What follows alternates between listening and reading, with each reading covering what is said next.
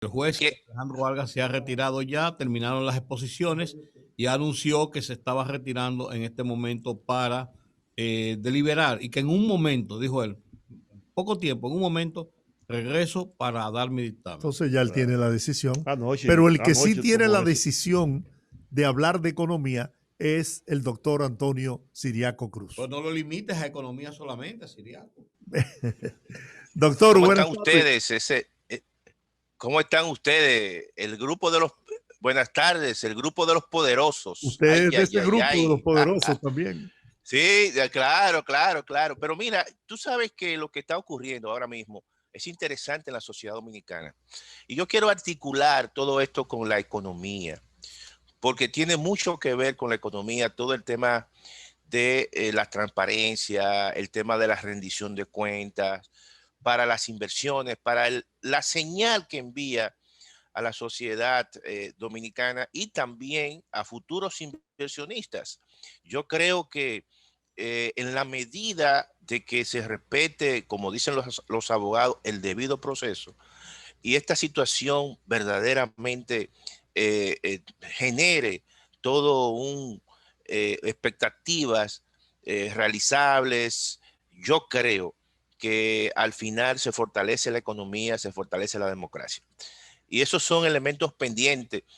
Siempre hemos dicho que la economía no solamente se reduce a la economía, hay otros aspectos que también influyen, ¿no? Porque al final la sociedad no solo es economía, es política, es antropología, es social, es sociología, es costumbre, es cultura. Entonces yo creo que esto es un elemento importante. La economía dominicana se va a beneficiar posiblemente de esta situación en la medida que se cumpla todo el debido proceso que hasta ahora estamos viendo, ¿no? Yo creo que el mundo está, y no el mundo, el país está a la expectativa con esta situación. ¿Usted piensa que esta acción de la justicia en contra de los actos de corrupción que tanto daño le han hecho al país genera confianza en los inversionistas? Sin lugar a dudas, yo creo que esto es una situación en la cual eh, genera una seguridad jurídica o por lo menos envía una señal en ese sentido.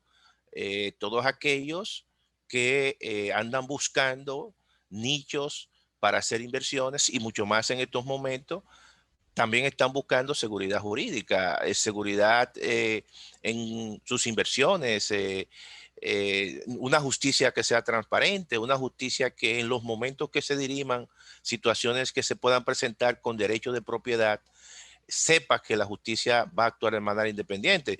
Y aquí hay muchos casos, ¿eh? Hay muchos casos incluso de grandes proyectos que tienen años, años, y no se han podido realizar por situaciones que se están dirimiendo en la justicia. Por ejemplo, Bahía de las Águilas es un ejemplo fiel de una situación que se generó alrededor de unos terrenos y entonces aparecen, incluso todavía hay gente que reclama derecho de propiedad y título de propiedad, pero también en el este tú puedes observar que un importante inversionista de origen venezolano tiene un proyecto de años allí y ha adquirido grandes cantidades de tierra y sin embargo todavía esos proyectos no se han llevado a cabo porque todavía hay situaciones en las cuales aparecen personas con títulos de propiedad. Eso encarece la inversión.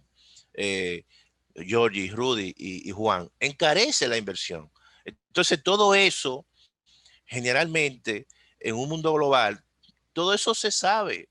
Los inversionistas no son tontos, los inversionistas siempre observan y preguntan cómo es la seguridad, cómo es la justicia en un país determinado para hacer cualquier tipo de inversión. Por eso es que todavía, incluso la CEPAL recientemente acaba de publicar un informe sobre la inversión extranjera en América Latina y el Caribe. Y la República Dominicana en otrora era el líder receptor de inversión extranjera en el Caribe, básicamente de turismo. Creo que ha sido desplazado, pero ocupa un lugar importante. Pero cuando uno analiza el movimiento de inversiones en el mundo, generalmente las empresas se trasladan dentro de las economías que están en la parte norte del hemisferio de la Tierra. Es decir, los países desarrollados, y son países que tienen costos, vamos a decir, de mano de obra mucho más altos que los países, por ejemplo, que están ubicados o en el trópico o en la parte sur. Ahora, uno se pregunta por qué esas inversiones básicamente en su gran mayoría se hacen entre países desarrollados. Bueno, porque tienen un sistema de justicia mucho más robusto, tienen le dan mayor seguridad jurídica a las inversiones y eso entonces se transforma en una atracción eh, de la inversión, porque al final eso reduce costos de transacciones. Cuando yo voy a sacar un permiso, si yo observo que hay muchas cadenas, muchas oficinas, muchas ventanillas para obtener el permiso, eso me incrementa a mí todo el coste para instalar un negocio. Entonces, todo eso, señores, juega un papel importante en la consolidación de una economía mucho más sostenible y mucho más robusta. Y hay inversiones, doctor, como por ejemplo las inversiones de capital norteamericano. Claro. Es muy difícil invertir en países donde existe la mordida, la famosa mordida mexicana, Claro, porque claro. ellos están impedidos por las leyes norteamericanas. Oficialmente. Oficialmente, bueno, Oficialmente. sí, pero se le hace complicado poder dar sobornos porque son fiscalizados por la justicia de los Estados Unidos. Pero tú sabes, hay algo interesante. Por ejemplo, la famosa ley de compras y contrataciones de obras del Estado. Es una ley que es producto de una exigencia de los Estados Unidos cuando se firmó el Tratado de Libre Comercio. Correcto. Y entonces, ¿por qué? Porque ellos, en cierta manera, habían planteado... Se sentían en desventaja con sus competidores del mundo. No, y que aquí hubo una cantidad grandísima de grandes inversiones y básicamente en el sector agropecuario que fueron empresas europeas que se beneficiaron más que las empresas norteamericanas. Y ahí hubo muchos elementos poco transparentes. Entonces, la cantidad de canales de riego que se han hecho en el país, las presas, la gran mayoría la hicieron empresas españolas o de origen español. Y entonces, obviamente que esa situación, según los norteamericanos, durante mucho tiempo perjudicó a sus inversionistas. Entonces, cuando la República Dominicana se le presentó la oportunidad de establecer un acuerdo de libre comercio, entonces establecieron una serie de condiciones que, déjame decirte lo siguiente, el gran beneficio que ha tenido la República Dominicana con ese acuerdo no ha sido en el ámbito comercial, ha sido en el ámbito de la incorporación y reforma de leyes importantes que hoy obviamente se están aplicando en la República Dominicana. Y que si no hubiese sido por ese acuerdo, quizás la situación hubiese sido mucho más lenta. Esa es la realidad. Bueno, pero aparte de eso, doctor, mientras todo eso es la situación macro de la economía en República Dominicana, hay situaciones inmediatas Claro. que estamos viviendo. Por ejemplo, estamos viendo, la CEPAL acaba de decir en su informe que la situación de la región continúa siendo difícil y que no se ha revertido en la forma como se pensó que podía comenzar a revertirse por el tema del coronavirus. Sin embargo, en la República Dominicana, poniendo como ejemplo, ha ido mejorando sustancialmente la situación de la economía interna, por un lado, y después la calificación incluso de riesgo de República Dominicana, como hizo Standard & Poor's, hizo Fitch en la semana pasada, que le dio B y menos B, pero mucho mejor que la que tiene la generalidad de la economía en la zona, que es hasta de C y de menos C, por la situación de la crisis, entre otras razones. O sea, ¿nos estamos recuperando nosotros pese a la crisis con la pandemia? Mira, Rudy, tú sabes que yo leí detenidamente el informe de Standard and Poor's, Sí. y obviamente también el de la CEPAL, y la República Dominicana, al margen de todo, se ubica dentro de las economías que tiene mayor probabilidad de reactivarse. Claro. Eso influye en un contexto donde todo el mundo está mal. Entonces, en un contexto donde todo el mundo está muy mal y tú estás dentro de esa fila que se puede recuperar primero, claro, entonces, obviamente que las calificadoras de riesgo te dan una calificación positiva porque evidentemente lo que tú estás presentando te indica que la recuperación puede ser rápida. También el gobierno muy hábilmente en el presupuesto del año 2021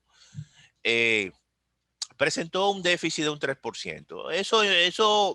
Esos números envían una señal de una situación donde tú vas a mantener las finanzas públicas más o menos con cierto nivel de control. Ahora, yo creo en lo particular que a lo mejor la misma dinámica de la economía el próximo año, a lo mejor el gobierno no va a sostener ese nivel de déficit. Es muy sumamente restrictivo, vamos a decir, pero para fines de tú vender al país, obviamente que eso la gente te lo compra. Y yo creo que hay una serie de situaciones en ese sentido que han favorecido a la República Dominicana dentro de las evaluaciones que hacen las calificadoras de riesgo.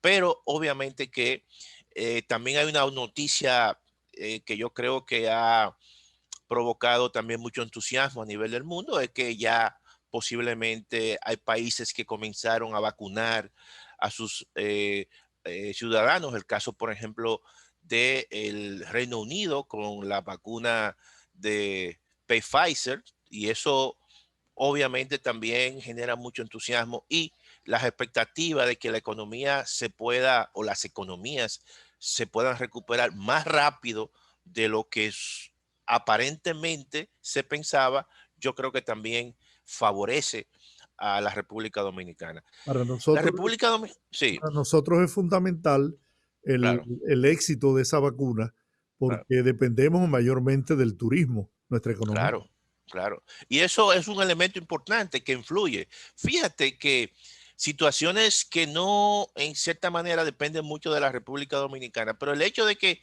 los países europeos ya comiencen a vacunar y Estados Unidos también posiblemente comience a vacunar masivamente, eso potencia un sector como el turismo para los próximos meses, y entonces ya te da una idea de que es un sector que puede tener una recuperación más rápida de lo que se pensaba. De manera. Bueno, doctor, muchas gracias, como siempre. Bueno, siempre, ya ustedes saben, cuídense mucho y Cada sigan exposición suya es una cátedra. y se cuidan y sigamos siendo poderosos. Sí, Hasta señor. luego. Un abrazo. Hasta Era el luego. Adiós. doctor Antonio Siriaco Cruz, hablando de economía, aquí en el rumbo de la tarde. Nos vamos a la pausa, regresamos.